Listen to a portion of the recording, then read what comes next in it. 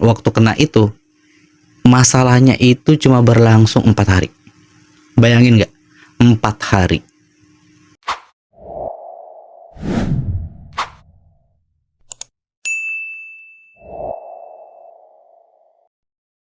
Oke, saya pengen ngebahas Facebook kali ini. Sebenarnya udah pengen malas banget sih ngebahas masalah Facebook. Cuman ya udahlah, kita bikin channel satu khusus ngebahas Facebook Creator.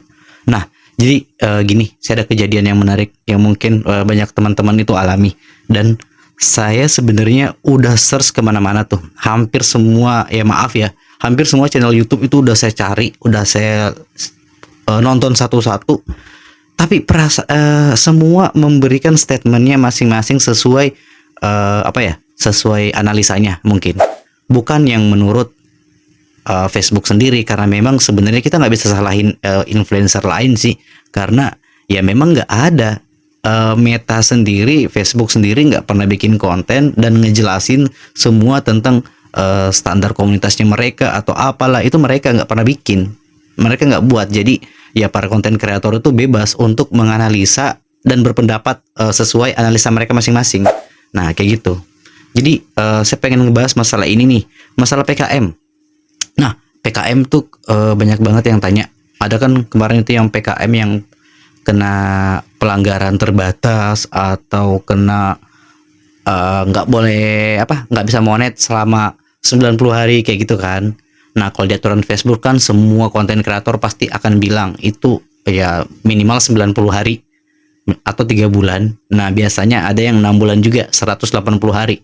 Ya kan itu mereka bacanya dari bawah. Di bawah kan ada keterangan 180 hari. Nah, tapi kenyataannya nggak seperti itu juga sih. Karena yang bener itu kayak gini nih. Kalian harus denger. Yang bener itu semua itu beda-beda. Jadi aturannya Meta itu nggak ada yang baku juga, nggak ada yang bilang ketika kalian melanggar itu sudah pasti mendapat hukuman 1 bulan misalkan, contoh ya 1 bulan, semua dapat 1 bulan. Enggak, tergantung kebijakan mereka. Jadi itu tetap sistem itu fleksibel. Nah kayak contoh ada yang kena pelanggaran berat nih. Jadi ya kayak contoh saya kasih gambar ya kayak gini nih. Nah ini contohnya kayak gini. Ini itu terkena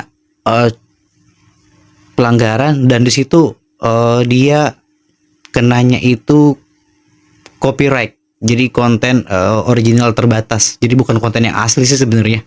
Nah, biasanya setelah kena pelanggaran tersebut videonya itu akan dihapus tuh. Yang hapusnya itu pihak Facebook.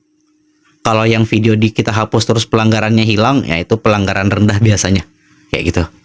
Nah, jadi saya lanjut, dia dapat pelanggaran terbatas, Dia kena hukuman PKM nih. Dia kena hukuman. Nah terus videonya udah dihapus sama pihak Facebook. Nah dia dapat hukuman nih banding. Nah kalau saya baca di komen-komen hampir semua di Facebook, di grup-grup dan di YouTube, semua akan bilang nih, ada yang hilang 2 bulan paling cepat, ada yang bilang 3 bulan, 9 bulan, dan bahkan ada yang pernah saya baca lebih daripada setahun itu akun itu belum normal. Nah terus solusinya gimana tuh? Ya solusinya ya simple aja sih sebenarnya, langsung hubungi kontak support aja. Nah kalau di rata-rata semua channel pasti nyaranin untuk ajukan banding dalam bahasa Inggris. Saya nggak tahu kenapa harus bahasa Inggris. Ingat sekarang udah canggih ya, jadi kalian nggak mau pakai bahasa Inggris pun nggak ada masalah, bahasa Indonesia aja. Mereka udah punya sistem kok, mereka punya Google Translate juga, jadi nggak usah bahasa Inggris. Kalian juga nggak ngerti kan, ya bahasa Indonesia aja di situ. Kalian ajukan banding aja bahwa keberatan atau memang kalian ya oke lah saya salah dan tolong akun saya dipulihkan, seperti itu. Nah kalau mau kasih saran ini ya, kalau yang lain kan konten kreator lain kan nggak ngasih saran tuh harus gimana tuh, saya langsung kasih saran pada poinnya kayak gini. Pertama, kalian ajukan banding. Meskipun video kalian sudah dihapus kayak gitu, kalian ajukan banding terus dalam 1 hari kalian ajukan banding 3 kali aja, 3 kali sehari, 3 kali sehari ajukan banding. Kan bandingnya itu di kontak dukungan itu kan, yang laporkan masalah. Sudah itu kalian isi aja di situ formnya. Nanti ada yang disuruh kirim screenshot atau apa gitu, kalian isi aja di situ. Nah nanti akan kalau nggak salah akan minta kode verifikasi lewat email gitu. Nah, kalian masukin kodenya, setelah itu kalian submit, kirim. Nah, setelah kalian kirim, ceritanya ya nanti ada laporan email bahwa kalian sudah melakukan ajukan apa sudah melakukan banding gitu. Nah, setelah itu kalian lakukan aja tuh terus tiap hari.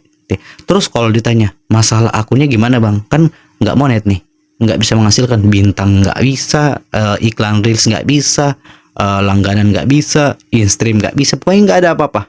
Tapi masih normal yang lainnya, nggak ada apa-apa, cuma fitur monetnya aja yang hilang. Terus saya harus ngapain? Kalian upload normal. Cuma normalnya gini, kalau biasa kalian nguploadnya 10 hari satu kali, 10 hari satu kali, kalian yang nguploadnya, kalau saya sih pengalaman ya, kalian nguploadnya satu hari satu kali aja, yang hanya untuk membuktikan bahwa akun kalian ya memang masih normal, masih aktif, ya udah. Tapi satu kali aja sehari kalian aktif posting aja, setiap hari satu.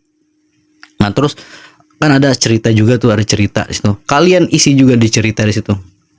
Yang apa sih? Yang ada yang kayak apa yang kalian pikirkan kan? Nah, terus ada yang story juga tuh. Kalian bikin aja story. Pokoknya apa yang disuruh lakuin aja. Kayak gitu. Jadi semuanya anggap semuanya normal. Cuman nah perbandingannya itu kalau biasa upload 10 kali dalam sehari, ya udah kali ini satu aja sehari kayak gitu. Dan ingat yang poinnya tadi itu ajukan bandingnya itu 3 kali ya sehari. Kalau mau lebih bagus lagi 3 kali seharinya itu kata-kata ajukan bandingnya itu dibeda-bedain. Jangan isi yang sama yang kayak kalian copy paste cari di Google. Oh ini kata-katanya gitu kan. Saya tidak akan mengulangi. Copy terus kalian kirim lagi. Beda-bedain. Dan ya kalian coba pakai bahasa Indonesia, kalian coba pakai bahasa Inggris. Kalian mix aja, nggak ada masalah. Bahasa Inggris dulu kirim, terus kemudian kirim lagi dalam bahasa Indonesia, baru kirim lagi bahasa Indonesia, nggak apa-apa. Kalian mix aja kayak gitu. Seperti itu pengalaman saya. Dan tahu nggak, ketika pengalaman waktu kena itu, masalahnya itu cuma berlangsung 4 hari. Bayangin nggak, 4 hari 4 hari kena pelanggaran seperti itu. Itu menurutku itu pelanggaran paling besar. Karena yang ceritanya itu ngupload video, itu video ini ya, bukan video reaction lah. Cuman itu videonya orang, kita ambil, kita modif sedemikian rupa, kita edit banyak lah, kita edit sampai 90%. Tapi tiba-tiba ya AI-nya konten kreator itu yang punya video itu bisa ngedetek bahwa itu videonya dia. Jadi yang laporan itu konten kreator besar dari luar negeri. Nah, kayak gitu. Jadi ya kalian nggak bisa ngapa-ngapain sih sebenarnya. Nah, sebenarnya ketika videonya itu udah dihapus, itu sudah nggak ada masalah. Sudah nggak ada masalah sebenarnya. Cuman kenapa bisa ada yang prosesnya lebih daripada 1 tahun? Karena pihak Metanya itu terlalu banyak laporan yang masuk. Mungkin ada jutaan laporan yang masuk. Nah, kalian ini ya 1 tahun baru dikembalikan akunnya, baru dinormalkan kayak gitu sebenarnya. Jadi bukan bahwa memang harus kena hukuman 180 hari. Enggak juga, enggak kayak gitu konsepnya. Seperti itu. Oke. Semoga membantu buat teman-teman, dan yang terkena masalah ya nggak apa-apa. Lanjut aja lagi. Kalau kalian masih tetap mau fokus pakai konten reaction atau reupload atau apa, ya silahkan, monggo. Tapi ya main safety lah.